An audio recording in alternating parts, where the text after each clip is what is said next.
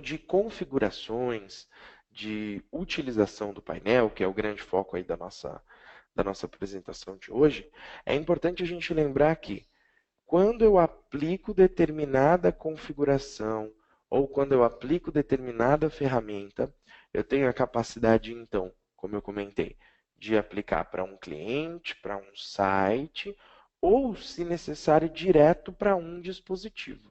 Tá? Eu crio, então, políticas onde eu digo, por exemplo, que determinado site ele vai ter como padrão determinado recurso ativo, mas eu acesso um equipamento daquele site e crio uma exceção, dizendo que ele vai ter aquele recurso desligado por qualquer motivo. Tá? Essas configurações, elas estão todas centralizadas no menu configurações e eu vou demonstrar para vocês aqui uma por uma para que vocês possam ter uma visão melhor de como é que se ativa e configura cada uma das ferramentas. Tá ok? Nós vamos direto para o item Take Control. E é do item Take Control até o item Backup Online Gerenciado que nós vamos fazer essas configurações iniciais. Então vamos lá. Take Control, configurações. Quando eu acesso as configurações do Take Control, eu tenho a mesma estrutura de árvore que eu criei, baseado em clientes e sites, separado por estações de trabalho e servidores. É aqui que eu posso configurar se determinado recurso vai ou não ser utilizado. Por exemplo, vou criar um padrão dizendo que todas as estações de trabalho terão esse recurso ligado. Porém, o cliente banco, ele está com esse recurso desligado. Tá vendo? Ele não está programado para utilizar PI, ou seja, para herdar as informações que estão vindo do nível superior dessa minha estrutura. Então, eu acabei de criar uma exceção para esse cliente. Tá ok? Dessa forma, eu consigo facilitar e otimizar muito a implementação de um recurso. Tá? Essa lógica de como ativar, desativar, criar regras e exceções é válida para absolutamente tudo no painel.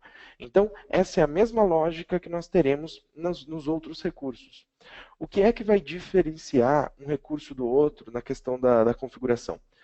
Alguns detalhes, alguns ajustes que precisam ser feitos com cuidado. Por exemplo, no caso do Take Control, que é a ferramenta de acesso remoto, vocês têm que identificar qual o mecanismo que vai ser utilizado, se vocês vão utilizar o TeamViewer ou o MSP Anywhere. Para quem ainda não está familiarizado com o Max, ambas as ferramentas elas fazem parte da plataforma, você não precisa ter a licença comprada à parte, tá? Você já tem essa licença inclusa na plataforma de monitoramento, ok? Ao identificar qual o produto que vai ser utilizado, você tem que definir qual é a política que será aplicada, ok? Simples assim, essa é a única configuração que o Take Control pede quando eu vou ligar esse recurso. Mas a política, ou seja, a forma com que ele vai se comportar, eu tenho que ajustar por aqui. Então, eu crio políticas que podem ou não ser diferentes para cada um dos meus clientes, e dessa forma eu vou aplicando essas políticas para o Take Control para cada um desses clientes, tá ok? Vejam que simples que é configurar a política de acesso remoto. Vou colocar um nome totalmente descritivo, tá? Eu tenho a capacidade de marcar que eu quero somente monitorar. Vejam que sempre que há algo novo no painel, aparece esse símbolozinho para que você possa colocar o mouse em cima e ele vai explicar do que é que se trata. Vejam, quando habilitado, técnicos só poderão ver a tela do dispositivo e não terão qualquer controle de entrada. O que isso significa? Se eu usar uma política onde você tem somente monitorar marcado, o técnico ele até consegue fazer o acesso remoto, mas ele não vai ter o controle do teclado e do mouse naquela máquina. Ele simplesmente vai ver a tela. Tá ok? Aqui, vocês têm a capacidade de identificar qual o idioma que vai ser utilizado, tá? Isso não vai fazer diferença nenhuma lá para o usuário na ponta. porque basicamente o serviço vai ficar, desculpa, a aplicação vai ficar rodando como um serviço, ele não vai ter acesso à aplicação, tá? Apenas vai fazer alguma diferença durante o acesso. Itens como sair estarão substituídos por exit ou algo do gênero, tá? Essa configuração é a que menos vai causar qualquer tipo de impacto na utilização. Isso vale principalmente para quem vai utilizar aliás, vale exclusivamente para quem vai utilizar o MSP Anywhere e não o TeamViewer, tá ok? Aqui em segurança, existem algumas configurações que podem ser feitas bem interessantes. Primeiro, se você tem um cliente que exige que quando você for fazer um acesso remoto, ele confirme que você pode acessar, ao invés de simplesmente ter um acesso direto à máquina, você pode marcar aqui que você quer que seja solicitada a permissão do usuário, tá?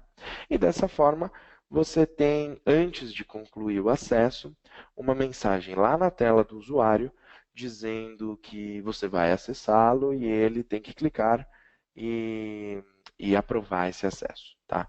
O texto que vai aparecer, você pode alterar por aqui e dessa forma você cria uma interação diferente com o cliente, tá ok? Como vocês estão vendo, as configurações elas são muito simples e muito intuitivas, né? Isso é um padrão na criação de todas as ferramentas do Max, né? É tudo muito intuitivo, tudo muito simples, não tem muita configuração que precise ser feita, tá ok? Partindo aqui do acesso remoto para a nossa próxima ferramenta, que é o segundo plano remoto, e depois eu vou demonstrar para vocês, tá, os recursos. A única configuração que eu tenho para fazer o segundo plano remoto é se estará ou não ligado, né, a mesma lógica do Take Control, e quais recursos eu terei disponível. O segundo plano remoto, ele diferente do Take Control, ele não faz o acesso à tela do usuário. O que ele te dá é o acesso ao equipamento, como o nome já diz, em segundo plano, em background, sem atrapalhar o usuário. Então, que tipo de recurso eu posso ter acessando em background? O CMD do equipamento, os processos e os serviços, como se eu estivesse no gerenciador de tarefas. Tá? Dessa forma, vocês vão ter o controle do equipamento sem necessariamente estar em um acesso para aquela tela. Ok? Próximo recurso que precisa ser configurado é o Active Discovery. Não confundam com Active Directory. Tá? O Active Discovery é a ferramenta de escaneamento da rede que faz com que vocês tenham o conhecimento de todo e qualquer dispositivo conectado naquela rede. Tá? Aqui no Active Discovery, tudo que eu preciso fazer é ligar ou desligar. Por quê? Se estiver ligado, significa que aqueles equipamentos eles estarão aptos para serem usados como origem para esse escaneamento, para essa busca de todos os dispositivos na rede do cliente. Tá? Não tenho nenhuma configuração a mais que precise ser feita. É só ligar. Tudo muito simples. Bandeja do sistema, nosso quarto recurso aí na lista. A bandeja do sistema nada mais é que uma possibilidade de interagir com o usuário. Você consegue aplicar lá na System Tray, lá do lado do reloginho do equipamento do cliente, um ícone onde, quando ele clica, ele pode ser, por exemplo, direcionado para o seu site, para o seu Service Desk, entre alguns outros recursos. Tá? Aqui, em definir ícone, você escolhe qual vai ser o visual desse ícone, ok? Caso vocês tenham contratado o serviço de personalização do painel, que inclui a marca de vocês em tudo, existe a possibilidade de também ter um ícone personalizado, tá? E as únicas configurações que precisam ser feitas ao ativar o bandeja do sistema ou System Tray é dizer qual a dica de ferramenta, ou seja, quando o usuário colocar o mouse em cima do ícone, qual é o rótulo que vai aparecer e quais serão as opções disponíveis nesse menu suspenso que vai aparecer ao clicar no ícone. Então, eu posso, por exemplo, dizer que eu quero um e-mail, vai ser enviado um e-mail, eu posso dizer que eu quero que seja feito um screenshot da tela, né, o famoso print screen, né? Posso utilizar apenas um separador para ficar visualmente mais agradável, né? Um texto, posso vincular o meu Service Desk, enfim. Eu crio esse menu personalizado e permito, então, que o usuário consiga ter uma interação comigo de forma facilitada, simplesmente clicando nesse ícone no System Tray. Ok? Aqui em gerenciamento de patches, eu tenho 3 itens. Configurações, para poder ativar, a política de aprovação e o fluxo de trabalho. Vamos primeiro em configurações. Né? Aqui em configurações, vocês têm a capacidade de já deixar programado se alguns patches serão ou não aprovados automaticamente e se eles serão ou não instalados automaticamente. Né? Em relação a melhores práticas, daqui a pouco a gente entra nesse quesito, tá? Para quem já tem um maior contato com o Max. Primeiro eu quero só mostrar para vocês aqui o básico da configuração, tá? Mas enfim, aqui vocês terão a capacidade de ativar os patches e já deixar programado a aprovação e ou a instalação. Beleza? Dentro de patches ainda, a gente tem outros 2 itens. A política de aprovação, que é justamente a tela onde você vai trabalhar com esses patches, onde você vai gerenciar esses patches, dizendo se eles serão ou não aprovados para cada um dos clientes. Por exemplo, primeiro que vocês têm a questão dos filtros para selecionar que tipo de patch vocês querem enxergar. Uma vez que você identifique um patch necessário, você pode aplicar para todos ou para somente um cliente, conforme a necessidade. Né?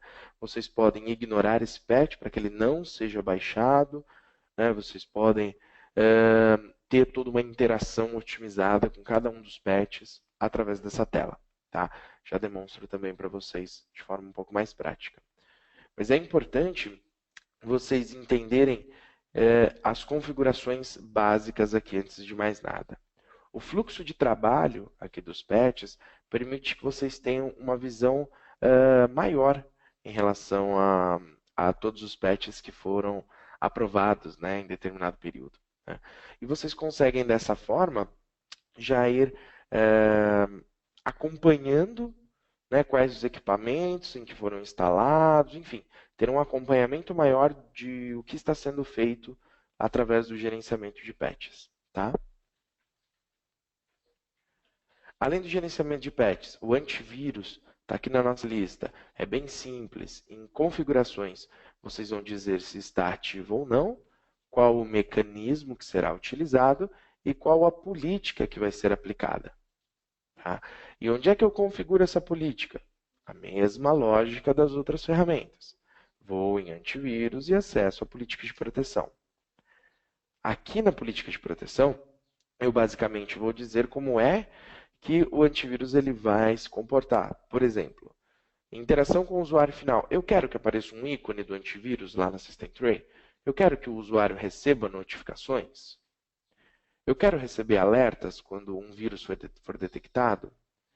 Eu quero que as verificações elas ocorram em determinado dia, né, em determinada hora. Quero que a proteção ativa esteja funcionando. Enfim, como é que vai funcionar como é que o antivírus ele vai se comportar para cada um desses clientes. Tá?